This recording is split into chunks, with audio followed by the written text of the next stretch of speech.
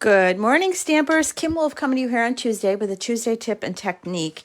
And today I wanted to show you a fun little technique for once you place everything down on your project, how to get it lifted off and put it back exactly the way you did it. So have you ever put together a project and you're like, oh, I love the way that looks, but now I have to take it all off and put glue on the back of it or adhesive on the back of it and put it back down? So I've already cut out some letters. I did this from the mini alphabet die set.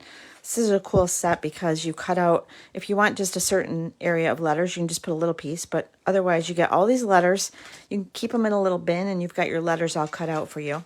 But I put the April down and, how about I spell it right? I put the April down and I like the way it looks, and then I want to pick it up and put it on something, and I'll show you what I mean. So let me just push this off to the side. I did scrap pages this weekend, and I had the saying, happiness is growing here.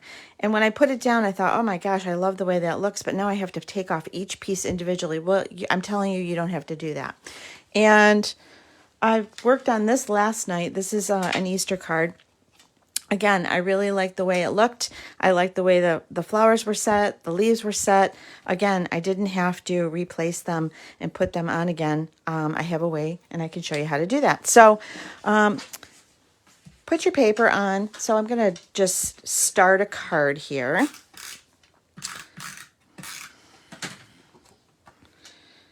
And this is my base, and I'm starting to build, and I want to put April on here. So where do I want to put it? And how do I want the letters to look? So A-P-R-I-L here.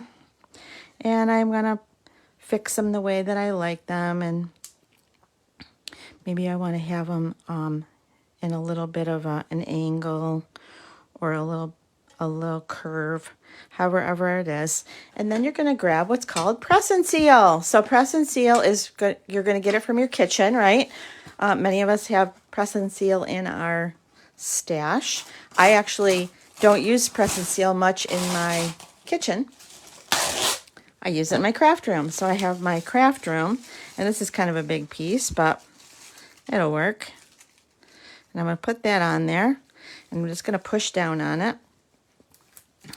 And then I'm going to lift it up.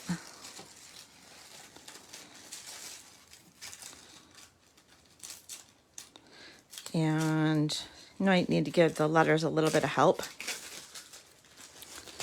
So my letters have all come off on here. I'm going to flip it over. I'm going to get out my glue. I'm going to put my glue on here, and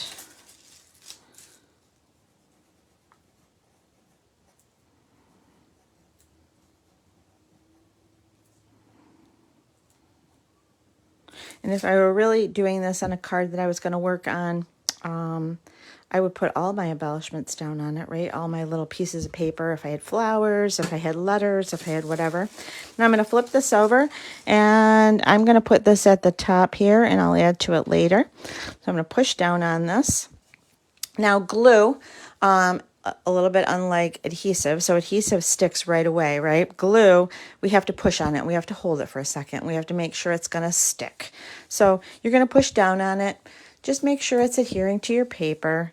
And then you're going to pull this off. And I like to pull this so it's really kind of pulling straight off. I don't pull it up. I pull it back toward me. And I have my letters on my project exactly the way I want them. And again, it doesn't have to be letters. It can be flowers. It can be other stamped images. It can be whatever it is that you're working on. So that is my Tuesday tip today. I hope you learned something new today, and I hope you have a happy Tuesday. Bye.